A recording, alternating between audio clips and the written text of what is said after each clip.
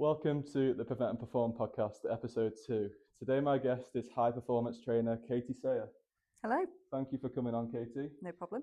So first of all, before we start, I'd just like to thank everybody for their reactions to last week, episode 1.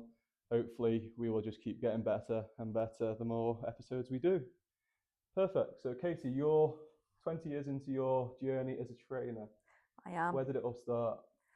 To be honest, I've been doing a total array of sports since the age of 3. I just had a major obsession with like tennis, football, badminton, athletics, like literally you name it, I was all over it.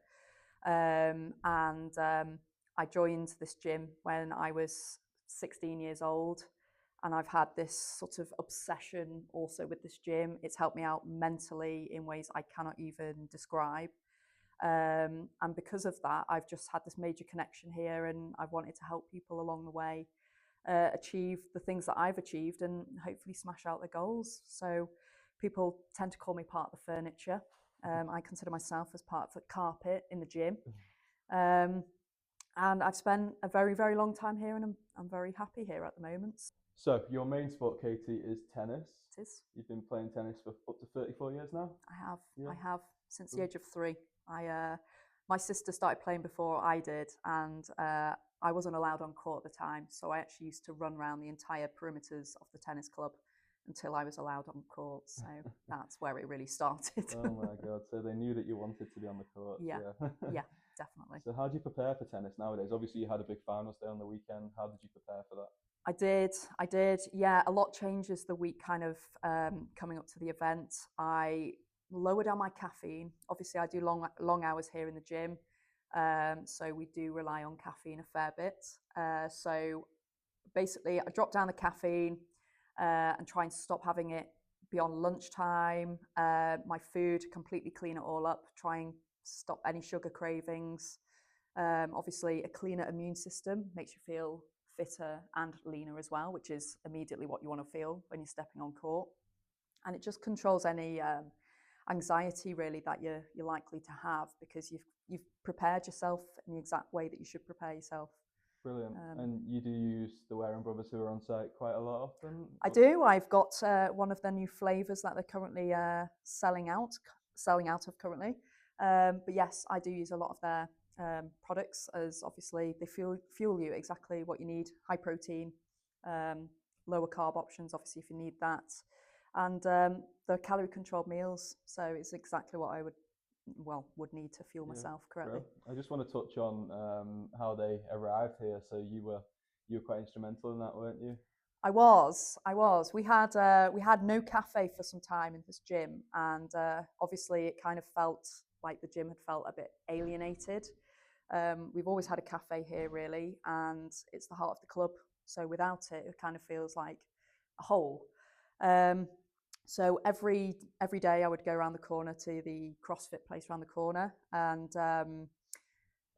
Tom and George were there every morning, all day long, every day, consistently. And I thought, you know what? I said, I'm working long hours, and people that do well always turn up. They're always consistent, and they're there no matter what. And I just thought, those guys, these guys are the ones we need. And do you know what? I never thought in a million years it would actually happen, but I just put the word out to Everlast, and they let them in. So I'm well happy. And 1 year down the line, it's benefiting everyone. Yeah. It's the best cafe I would say we've ever had. I'd agree. And it fits the market of people that we've got here. So you know, people want the healthy meals, so here they are. Absolutely. So excellent quality. So on Sunday, Carlos Alcaraz got to world number 1 in the tennis rankings. How do you think he's achieved this at such a young age? Well, he's definitely got phenomenal talent already there. But I also think he's looked at his greatest tennis players. I mean, he looks like a combination of Federer, Nadal, Djokovic combined, doesn't he? And I think he's used all their styles and just really worked on them, and he's just managed to combine his game to be them.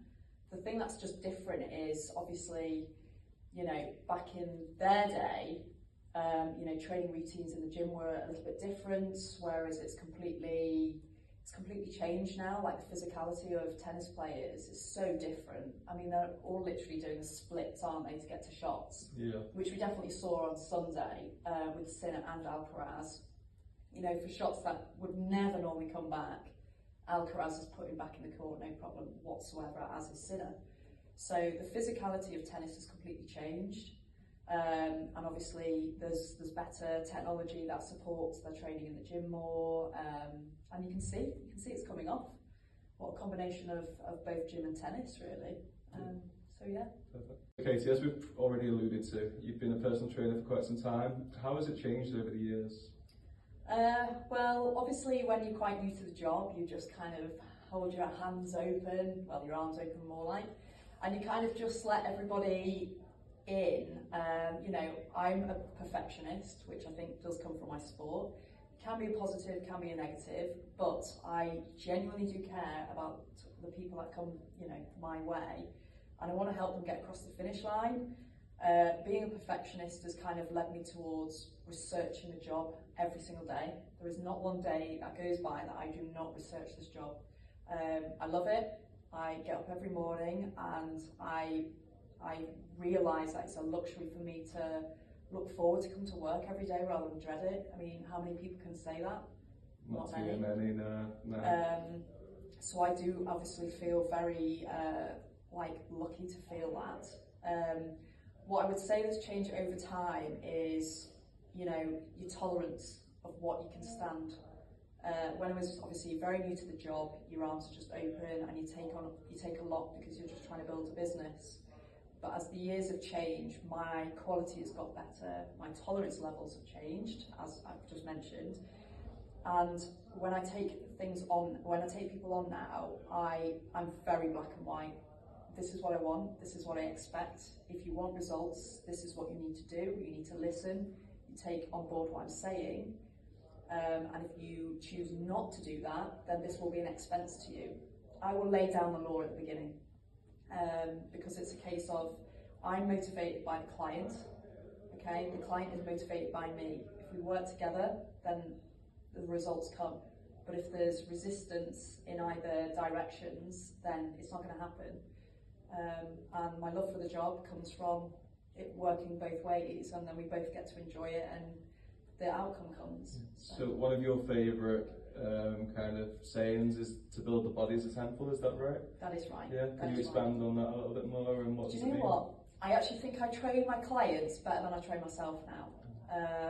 Obviously I do want what is best for them. I have a checklist of body parts that I obviously work through and make sure we get through every session. I will always tell the client why I'm choosing certain exercises, what the exercise is going to do, how they're going to feel, where it's going to take them, and what the benefits are. So they know exactly why I am doing the layout that I am doing at all times. Yeah, and those clients that do kind of want to know why, I'm sure they're the clients that you enjoy working with more because they are buying into it. They are. I've had a lot of my clients I've actually held for 8+ years. So I only get a few spaces here and there, and obviously I look forward to new clients because it's new challenges. But generally, people that come with any limitations or a lack of self-confidence, within the month that is changed. So it makes me happy. That's a quick turnaround, isn't it? Yeah, but just shows like the impact that exercise can have on someone's life. Yeah.